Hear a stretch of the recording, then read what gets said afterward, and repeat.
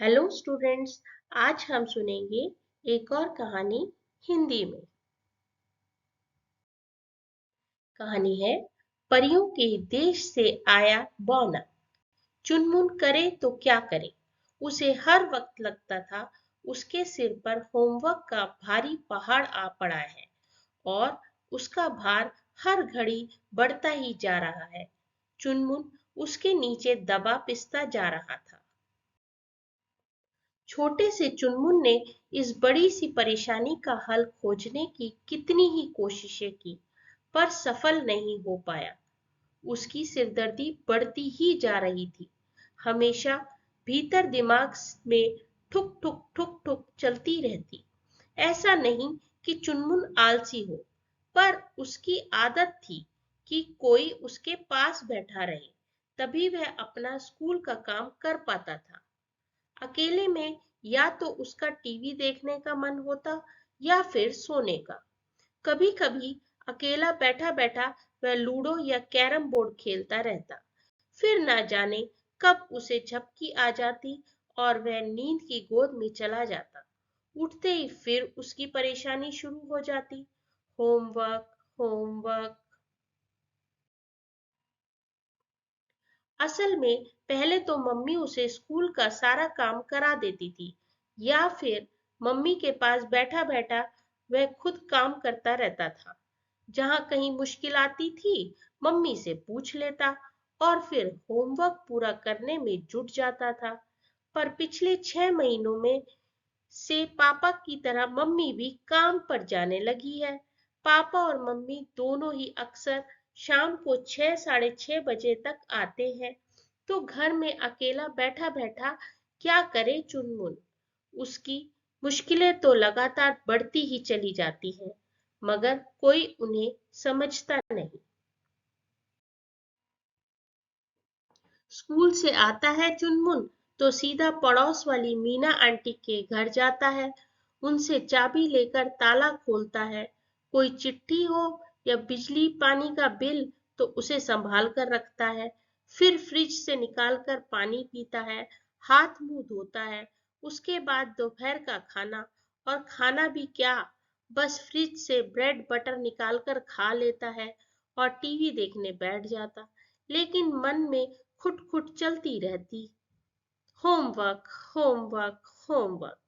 चुनमुन रोज सोचता है स्कूल से आकर खाना खाने के बाद अब वह सीधा होमवर्क किया करेगा, पर जाने क्यों यह नियम उसका चल ही नहीं पाता।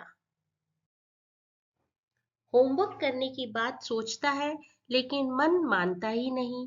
अकेले घर में अकेला बैठा भला किताबों का बोझ कैसे ढोए। घबराकर वह टीवी खोलकर बैठ जाता है। शुरू शुरू में तो उसने होमवर्क की ज्यादा चिंता ही नहीं की थी। सोचता था कर लूंगा, कर लूंगा, जल्दी किस बात की है। तब उसे लगता था होमवर्क नहीं किया तो क्या हुआ, मुझे सब कुछ आता तो है। मगर लगातार पिछड़ते पिछड़ते अब तो वह इतना पिछड़ गया है कि उसे लगता है अब वह चाहे तो भी स्कूल का काम नहीं कर पाएगा। यहाँ तक कि कॉपी और बस्ता उठाते भी उसे डर लगता है।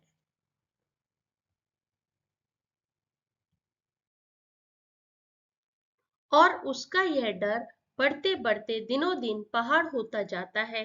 रोज अंग्रेजी और गणित वाली मैडम की डांट सुननी पड़ती है। साइंस की मैडम भी जब तब फटकारने लगती है। अगर स्कूल का काम नहीं कर सकते तो स्कूल आते ही क्यों हो, अपना नाम क्यों नहीं कटा लेते। एक बार तो वह रो भी पड़ा था। रोते रोते मम्मी से कहा तो मम्मी ने और डांट पिला दी। बोली तो फिर क्यों नहीं करता रोज के रोज अपना स्कूल का काम।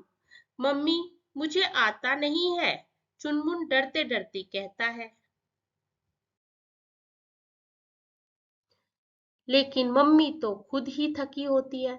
इधर दिन भर दफ्तर का काम, फिर घर आते ही खाना बनाने की चिंता, कभी कभी बाजार जाकर सामान भी लाना होता है। ऐसे में चुनमुन का होमवर्क। गुस्से में झुंझुलाती हुई आती है और थोड़ा बहुत बताकर कहती है, ले अब आगे तू खुद कर।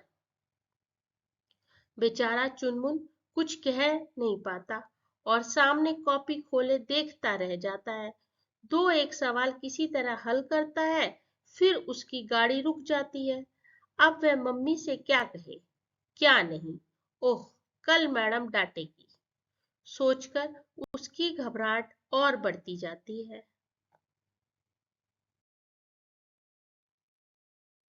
स्कूल जाते समय चुनमुन के होठ सूख रहे होते हैं। घबराहट के मारे मुंह से एक शब्द तक नहीं निकलता। सोचता है स्कूल न जाने का कोई बहाना बनाऊं, लेकिन मम्मी के आगे कोई बहाना चल नहीं पाता।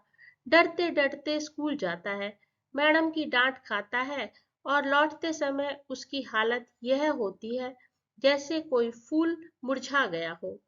इसलिए आजकल घर आते ही चुनमुन की उधेड़ बुन शुरू हो जाती है। क्या करूं, क्या करूं, क्या करूं। ना खाने में उसका मन लगता है, ना टीवी देखने में। एक दिन चुनमुन इसी तरह कमरे में चक्कर काट रहा था। मन ही मन बुदबुदा रहा था, मैं करूं तो क्या करूं। इतने में उसे सुनाई पड़ा, करना क्या है, मेहनत करो। चुनमुन अचकचाया, अरे ये किसकी आवाज है। उसने चौंक कर इधर-उधर देखा तो ड्राइंग रूम के कोने में बैठा हुआ एक बौना नजर आ गया। एकदम पीले चमचमाते कपड़े, सिर पर नीली तिकोनी टोपी। वह मंद मंद मुस्कुरा रहा था। चुनमुन को अपनी ओर गौर से देखते पाया तो बौने ने फिर दोहरा दिया, करना क्या है, मेहनत करो, इसके अलावा और कोई रास्ता नहीं है। मैं मेहनत से नहीं घबराता। पर कहते कहते चुनमुन अचकचा गया, तुम शुरू ही नहीं करते। शुरू करो तो दुनिया का कोई ऐसा सवाल नहीं जो निकल ना सके। हाँ, शुरू करना ही तो कठिन है। चुनमुन सिर खुजाता हुआ बोला, आगे तो मैं खुद भी कर सकता हूँ।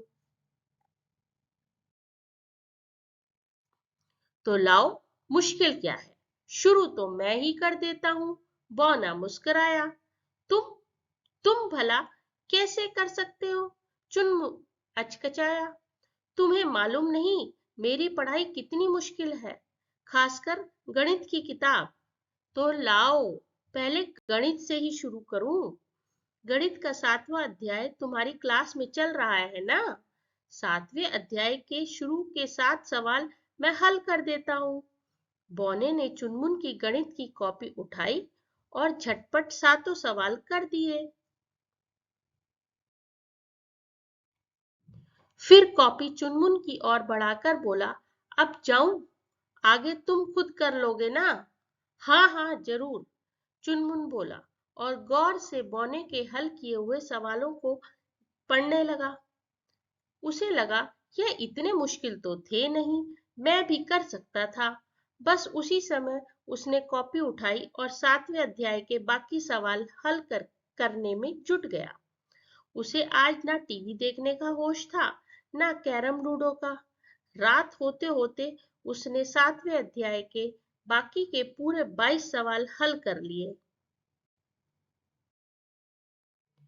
उसके चेहरे पर आत्मविश्वास आ गया था और डर गायब हो गया था।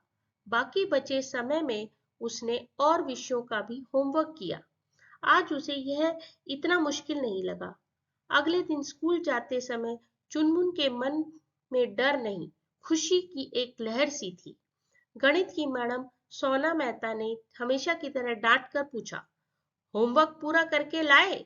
चुनमुन लेकिन उसकी कॉपी देखी तो उनके चेहरे पर हैरानी आ गई। बोली, शाबाश, तुम तो बहुत अच्छे लड़के हो। उस दिन स्कूल से आते ही चुनमुन खाना खाकर तुरंत होमवर्क पूरा करने में जुट गया। गणित का 8वां अध्याय वे जल्दी से पूरा कर लेना चाहता था, पर कहीं कहीं बीच बीच में अटक जाता। वह सिर खुजाकर उन सवालों का हल सोच रहा था कि तभी उसे सुनाई पड़ा, क्यों अटक गए। चुनमुन ने पीछे मुड़कर देखा। ड्राइंग रूम के उसी कोने में कल वाला बौना खड़ा था, उसी तरह मंद मंद मुस्कुरा रहा था। हाँ दोस्त, मेरी मदद नहीं करोगे। चुनमुन ने विनम्रता से अनुरोध करते हुए कहा, क्यों नहीं, इसलिए तो मैं परियों के देश से आया हूँ। खुद परी रानी ने मुझे भेजा है, कहा है जाओ देखना धरती पर किसी बच्चे को कोई परेशानी ना हो। कहते कहते बौना उछलकर आगे आया और झटपट मुश्किल सवालों का हल कर दिया। फिर बोला, अब जाऊं, बाकी तो तुम कर लोगे ना। हाँ, धन्यवाद, कहकर चुनमुन ने विदा के लिए अपना हाथ हिला दिया। फिर पूरे मन से होमवर्क पूरा करने में जुट गया। शाम होते होते उसने सारा काम कर लिया, फिर अपनी नीली गेंद लेकर बाहर निकला और दोस्तों के साथ जमकर गेंद तड़ी खेलने लगा। आज पहली बार उसे खेल में भी इतना आनंद आ रहा था। तीसरे दिन बौना आया और उसने काम पूछा। चुनमुन बोला, अब तो कोई मुश्किल ही नहीं है दोस्त। हाँ, अगर तुम्हारे पास कुछ समय है तो थोड़ी देर मेरे साथ खेलो और बातें करो। कुछ देर बौना चुनमुन के साथ खेलता रहा, फिर हंसते हंसते गायब हो गया। अब चुनमुन को होमवर्क पहाड़ नहीं लगता, बल्कि स्कूल का काम करने में उसे आनंद आता है। फिर साथ में यह खुशी भी तो है कि जैसे ही होमवर्क पूरा होता है, नीली टोपी वाला बौना चला आता है परियों के देश से। फिर वे देर तक खेलते हैं, नाचते कूदते हैं और गप्पे लगाते हैं।